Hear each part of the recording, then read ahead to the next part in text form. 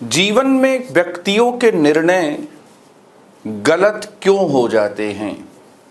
इसके अनेक कारण हैं, लेकिन इसका एक कारण जो बताया जाता है वह ये होता है कि हम कई बार कुछ पूर्वाग्रहों से या किसी खास किस्म के झुकाव से, अभिनति से, या कई बार एक किस्म के प्रभाव से प्रभावित हो जाते हैं, इसलिए हमारे फैसले गलत हो जाते हैं।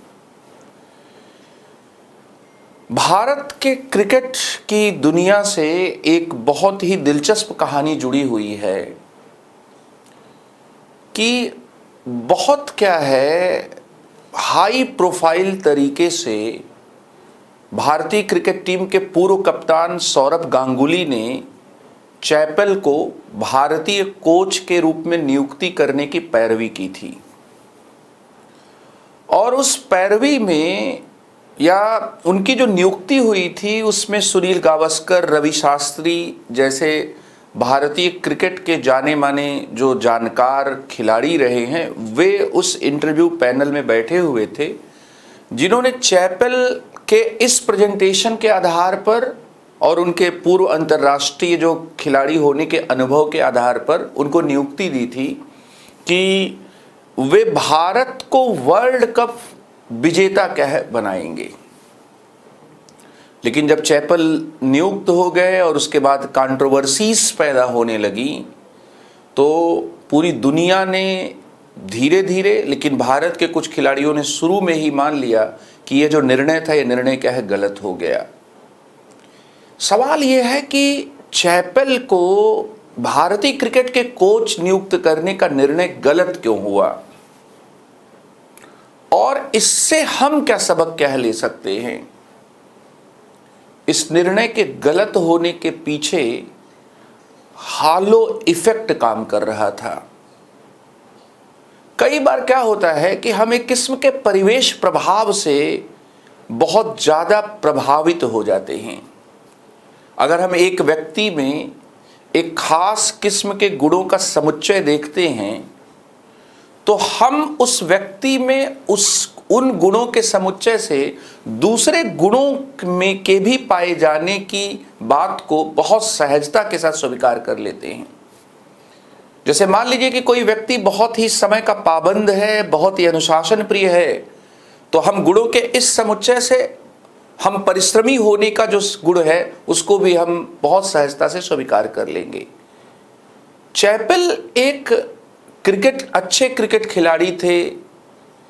वे इसके साथ ही तकनीक के मामले में किसी को मदद करने की वजह से भी या सौरभ गांगुली को उन्होंने ऑस्ट्रेलिया दौरे के दौरान मदद की थी, इससे उनकी विशेषज्ञता भी शामिल होती है। लेकिन वे अच्छे कोच थे, इस बात को पहले कभी जांचा नहीं गया था।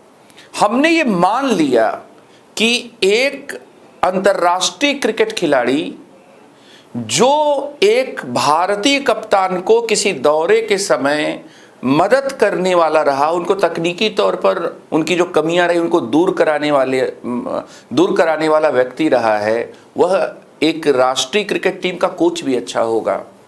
ये हालो इफेक्ट था।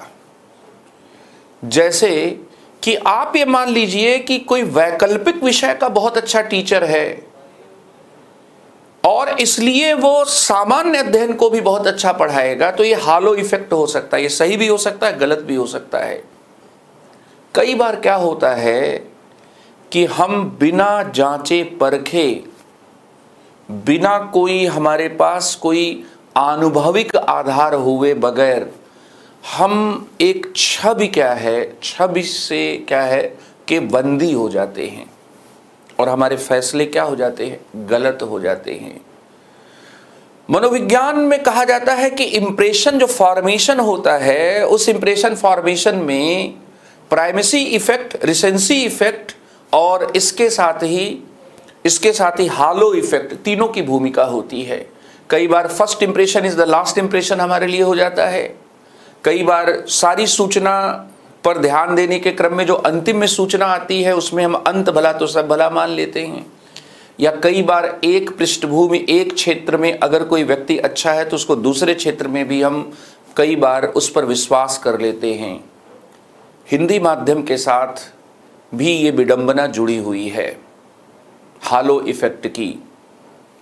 दरअसल किसी भी शैक्षणिक गुणवत्ता का निर्धारण जो होगा, वो निर्धारण परीक्षा में पूर्व वर्ष में पूछे गए प्रश्नों का उत्तर देने की क्षमता, उस पर आधारित मार्गदर्शन, विशेषज्ञता, अनुभव, टीचिंग स्किल, इन सब के आधार पर होगा। लेकिन किसी आनुभविक आधार के बगैर ही कई बार क्या है कि ये मान लिया जाता है कि भाई ऐसा है, ये अगर इसमें अच्छे हैं तो इसमें भी अच्छे होंगे, और एक आभा मंडल सोशल मीडिया के द्वारा क्रिएट कर दिया जाता है। और ऐसा नहीं कि इसमें केवल स्टूडेंट शिकार होते हैं, इसमें कोई भी शिकार हो सकता है। अगर इसमें रवि शास्त्री, सुनील गावस्कर शिकार हो सकते हैं तो हम आप भी शिकार हो सकते हैं। इसलिए हालो जो इफेक्ट होता है, वो हालो इफेक्ट जो है वो हमारे निर्णयों को क्या करता है, कई बार गलत करवा देता है। हमारे निर्णय में बायसनेस आ जाती है, और वो बायसनेस और भी प्रशासन के संदर्भ में भी कई बार होती है कि जैसे मान लीजिए कि कोई पुलिस का आला दर्जे का अधिकारी है जिसका बहुत अच्छा ट्रैक रिकॉर्ड है, लेकिन वो मैदानी क्षेत्र में बहुत अच्छा ट्रैक रिकॉर्ड रखता है। अगर उसे हम नक्सली क्षेत्र में, किसी पहाड़ी एरिया में अगर हम क्या है, या किसी जंगल वाले इलाके में अगर हम उसको कोई महत्वपूर्ण पद पर स्थापित कर देते हैं या दे देते हैं, तो वो गुरिल्ला वारफेयर का जानकार भी नहीं है और नक्सलियों के गुरिल्ला वारफेयर को कभी भी उसने क्या है टैकल नहीं किया है, तो हमने यहाँ पर जो उसके पिछले कार्यों की पृष्ठभूमि के आधार पर हमने ये मान लिया कि मैदानी इलाके में अच्छी पुलिसिंग साबित करने वाला जो अधिकारी है वह क्या है, जंगली इलाके में, नक्सली इलाके में भी अच्छी पुलिसिंग कर सकता है। और कई बार क्या होता है कि ये चीज़ क्या है, गलत साबित हो जाती है, और ऐसा हुआ भी है। इसलिए जीवन में हम कई बार ऐसे प्रभावों से जाने अनजाने प्रभावित होते हैं जिनसे क्या है, हमारे निर्णय जो होते हैं वो उतने सटीक नहीं रहते हैं। और निर्णय जब सटीक नहीं होंगे तो महत्वपूर्ण चीज़ों को जैसे आप मोड़ देना चाहते हैं वैसे आप मोड़ क्या है नहीं दे पाएंगे। इसलिए जो है एक साइंटिफिक टेम्पर होना चाहिए, एक वैज्ञानिक मनोदशा क्या होनी चाहिए, एक ओपन माइंडनेस होनी चाहिए, एक खुलापन होना चाहिए। और साइंटिफिक टेम्पर और खुलापन, खुली मानसिकता हमें ये कहीं ना कहीं प्रेरित करता है कि हम किसी बनी बनाई, किसी पूर्व धारणा, किसी भी ऐसे निष्कर्ष को स्वीकार न करें जिसका कोई आधार न हो। हम बनी बनाई मान्यताओं से, प्रभावों से हम संचालित न हो। हमारे निर्णयों के पीछे प्रेक्षण और प्रयोग क्या होना चाहिए। और वैसे भी कहा जाता है कि हमें अपने बारे में गट फीलिंग के आधार पर फैसले करने की पूरी छूट है, लेकिन दूसरे के बारे में हमें जज करते समय, दूसरे के जजमेंट के बारे में हमें क्या है, उसके पृष्ठभूमि को, उसके आधार को क्या है जरूर देखना चाहिए। बहुत से ऐसे बायस होते हैं, बायसनेस होती है, जो बायसनेस क्या होती है हमारे निर्णयों को गलत करा देती है। और बहुत से ऐसे विद्वान हैं जिन्होंने इन्हीं पर काम किया। हर्बर्ट साइमन को डिसीजन मेकिंग और प्रॉब्लम सॉल्विंग को लेकर नोबेल पुरस्कार दिया गया। हर्बर्ट साइमन ने डिसीजन मेकिंग के संदर्भ में बहुत ज़बरदस्त बातें बताई। उन्होंने बताया कि इवैल्यूएशन जो होता है वो डिसीजन मेकिंग का सबसे महत्वपूर्ण पार्ट होता है। और डिसीजन मेकिंग दरअसल इवैल्यूएशन और चॉइस दोनों से मिलकर बनती है। लेकिन कई बार ऐसा होता है कि हमारे भीतर जो बायसनेस होती है वो हमारे इवैल्यूएशन को ठीक नहीं करती है, ठीक नहीं रहने देती है। और जैसे ही हमारा इवैल्यूएशन ठीक नहीं होता, हमारे चॉइस क्या हो जाते हैं, गलत हो जाते हैं।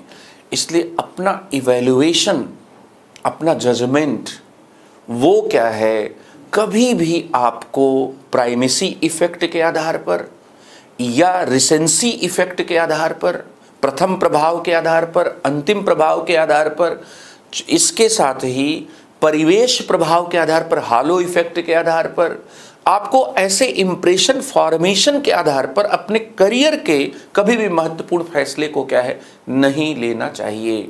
जैसे लोग कहते हैं कि शादी विवाह का मामला होता है, उसमें बहुत ठोक बजाकर निर्णय क्या लिए जाते हैं, जिंदगी के बारे में क्या है हम निर्णय लेने जा रहे हैं। उसी तरह से ऑप्शनल का चुनाव, उसी तरह से टीचर का चुनाव, उसी तरह से कोचिंग का चुनाव, ये सभी चीज़ें भी जो होती है जो आपके जीवन को लंबे समय तक क्या है प्रभावित करती हैं। इसलिए फैसलों में या निर्णयों में गलती करने से बचने के लिए आपको अपना ऑब्जर्वेशन और आप जो कंक्लूजन ड्रॉ करते हैं उसके बीच में कोई मान्यता नहीं होनी चाहिए। इसके बीच में एक पुष्ट परीक्षणात्मक आधार, एक आधार क्या है होना चाहिए। बहुत बहुत धन्यवाद।